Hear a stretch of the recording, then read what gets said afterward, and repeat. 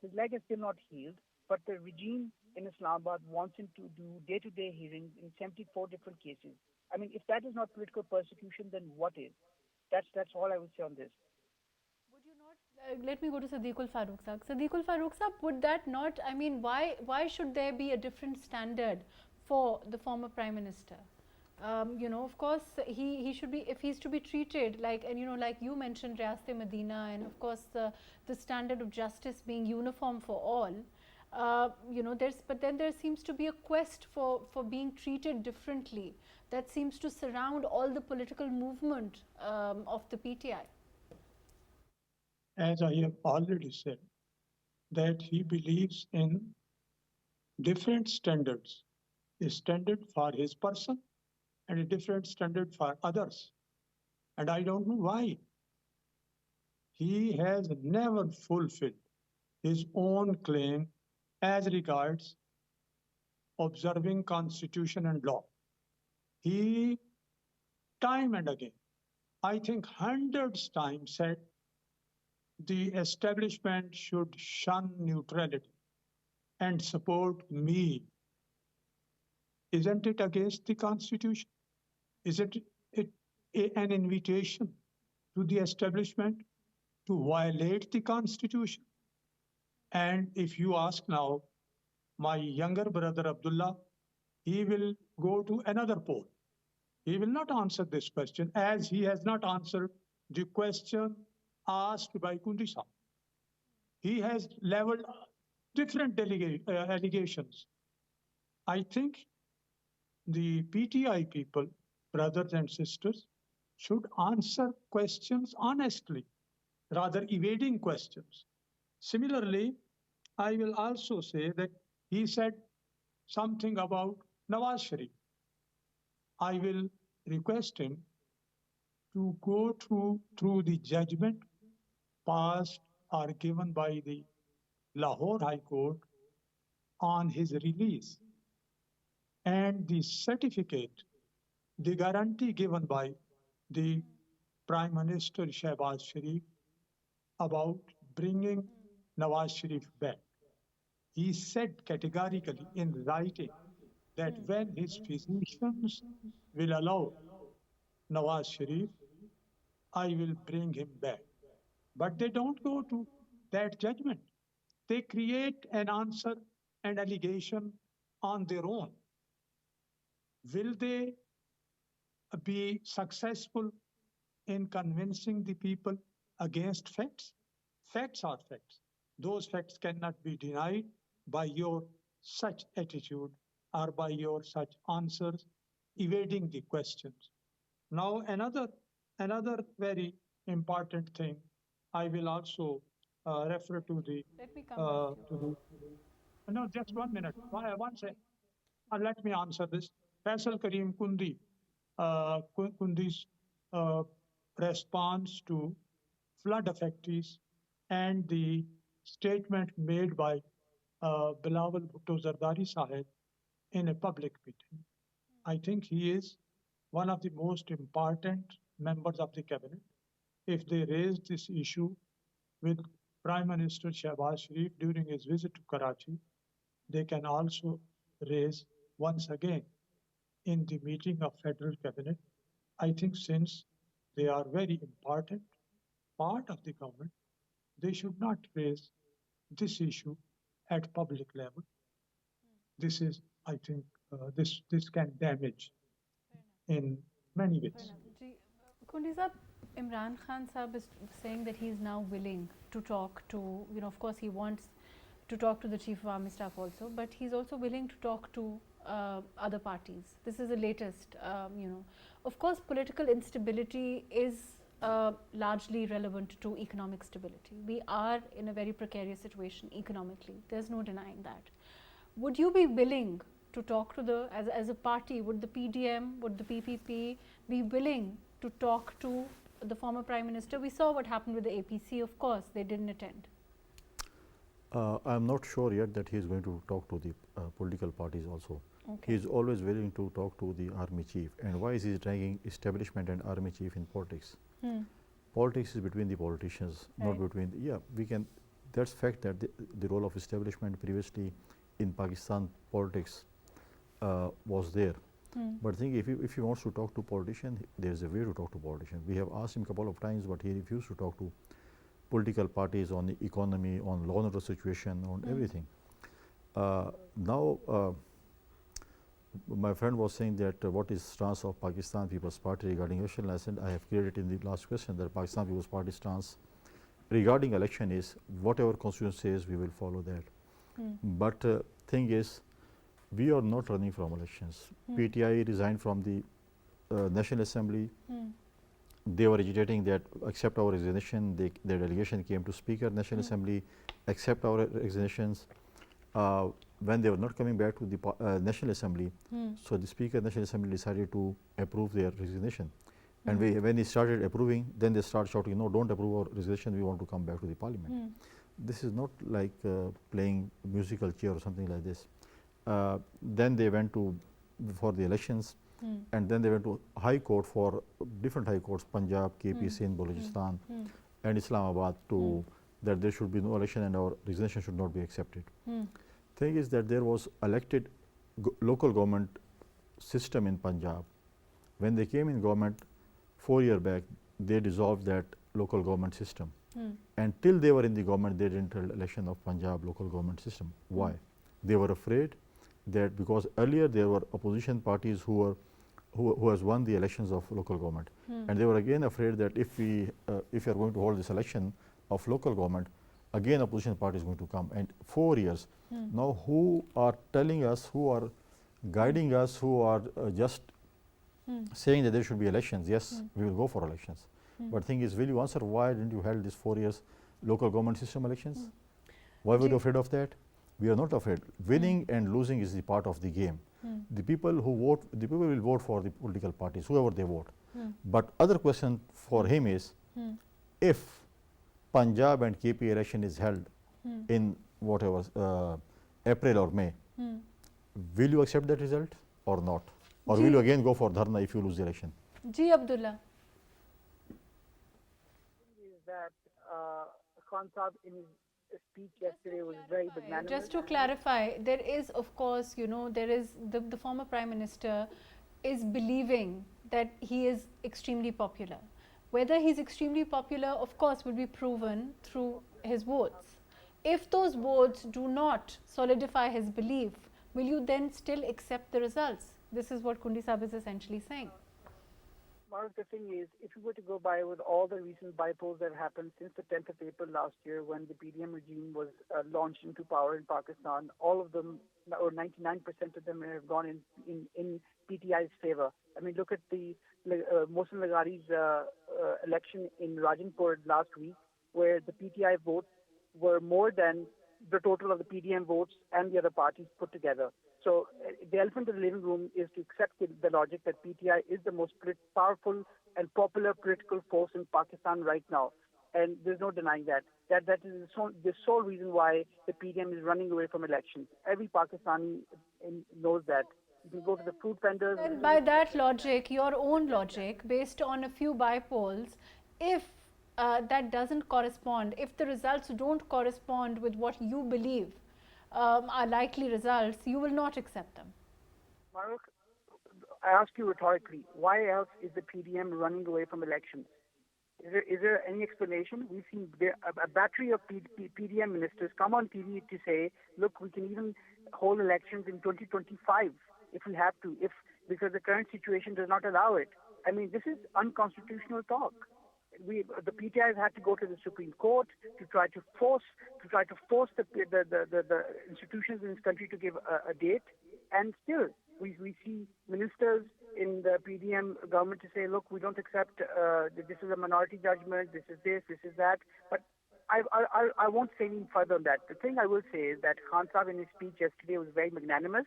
He said he's willing to talk to all of the stakeholders, political and state stakeholders, for the betterment of this country, because the PDM government's report card for the last 10 months is a complete F.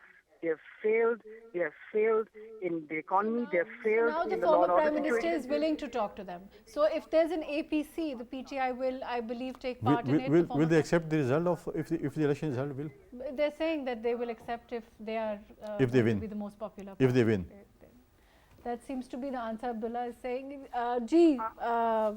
Siddiqul Farooq Sahab, as far as talking is concerned, certainly Siddiqul Farooq Sahab, we've talked about this for a while. Of course, we want political stability. And don't you think it's probably advisable if the former Prime Minister wants to talk or if he wants to sit with his political opponents and chalk out, come to some sort of an agreement so that we don't see these, the kind of upheaval he wants to create with his marches and his jail bharo tehreek and, all the things that seem to happen outside Zaman Park. Isn't it advisable to take him up on that offer? First of all, let me put forth that all long marches, including jail bharo tehreek, have proved worst failures. And secondly, if he wants to talk on national issues, he should not attach preconditions. He should not demand fulfillment of preconditions which suits to him. If he wants to sit with open mind and open arms in a national mood, I think he will be welcome.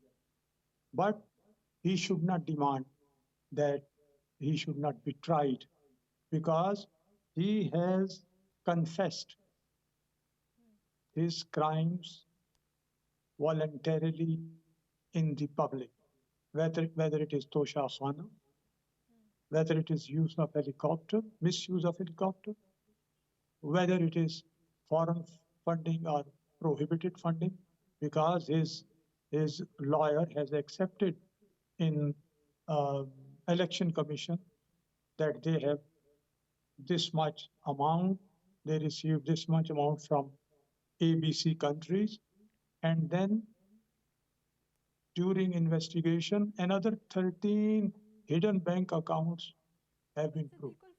Even his investigation or the process of investigation, if he wants to, of course we're still awaiting what's happening as far as the National Assembly decision. I believe that's on 7th March, the 32 seats. If he wants his people to come back in the National Assembly, those of course that process, having an opposition in the assembly, certainly that's a good tradition for democracy. There's no denying that. Of course, due process of law will have to take place. I mean, there's no bar or that's not it's not conditional about one upon the other. MAHRUKH, in the Supreme Court, they filed a petition for giving direction to Speaker to accept PTI parliamentarians' resignation. And in Lahore High Court, they filed a petition that the government should be, or the Speaker should be directed not to accept our resignations. First of all, let them be unanimous in their approach. Right. Kundi Sahab, do you think, would you welcome the fact that, of course, I mean, it's dependent on the decision of the courts, but having their members return in the parliament, having an effective opposition, of course, one would like that, because then that's the democratic tradition. Let them bring their points. Let them, if they think that they're criticizing the government at this time, tell them, give them the other options, give them, constructive criticism. When they went to the High Court regarding the not accepting the resolution, the High Court has only given the stay order on the election, right? Not on the Speaker accepting the resignations. So let the court decide what they are going to do. Then the Speaker has to decide according to the rules and procedure of the business of the National Assembly of Pakistan. But at least they are being exposed that whatever they were shouting, whatever they were saying, that we don't want to sit in this parliament, we don't want to sit with these people, then they will, now they want that they want to sit, because they were just shouting for resignation, but they don't want to give resignation. And it's not the first time. It's always like this, always having U-turn or having going back from the decision. But the other thing is, the person who they have nominated for the leader of the opposition is Shahmud Qureshi. And I think his resignation will be accepted because on the floor of the House, when his mic was open, he said that I'm going to resign. When you are in the Parliament building, when you are on your seat, when your mic is open and you say something, that's recorded. If you resign from your seat, from the floor of your house and your floor of the house and your mic is open, it's been accepted. So thing is that if if they come back, they have to look for another leader of the opposition because that seat has to be again going for the re-election. But Kundit Sahib, even the courts have from time to time remarked that the politicians should sort out political matters between themselves and they don't like being dragged into the political mire time and again. So, you know, of course, I agree with the courts, my honorable courts, and in my opinion, if these type of things are coming to court, they should send it to the Parliament. Right. If thing is that right now when this judgment came regarding this 90 days election, now everybody is having their own interpretation. Somebody is saying 3-2, someone is saying 4-3. And then there was reservation on judges. In past history or past times, when somebody was pointing finger on any judge that you have conflict of interest in this or something like this, they used to separate themselves from that bench. But in this case, when political parties were asking for the full bench thing, they did it. Then we have taken the application back. But now thing is, it's debatable and discussable that it's 4-3 or 3-2. Okay. The opposition is saying it's 3-2. Yes. Government is saying 4-3. And who is going to decide this? This is again big question, and it's going to be debated. But thing is that the two judges, like if I'm having I was just having press conference today, I was saying that one of the media person asked me question before my press talk. I said, this is my question and you can answer me after your press talk. Okay. But it's been registered, and after my press talk I answered his question. It means he was sitting there, he asked me a question and I have replied to him. So these two judges, they have given their verdict and they said, this is our verdict and we are sitting on the side. Let them listen to this thing for 2 days, 3 days, 1 day, 5 days. This is our verdict. So now let's see, either it's 4-3 or 3-2. Fair enough. Unfortunately, that's all the time that we have. Thank you so much for being with us. Faisal Kareem Khuddi Saab, thank you for joining us. Siddiqul Farooq Saab, thank you for being with us. Abdullah Mumtaz Kaloon, thank you for joining us today. Overall, of course, we saw what happened as far as MAHRUKH is concerned. Whether the former Prime Minister is arrested or not arrested, whether the due process of law should take place, there are no two opinions on that. And of course, in the meantime, if politicians can sit down and come to some sort of agreement on issues like elections, on issues that require political accord. Of course, you know, that is the order of the day for, at this time, economic stability in the country, which seems to be the prime concern of the government. Thank you so much for joining us today on Perspective.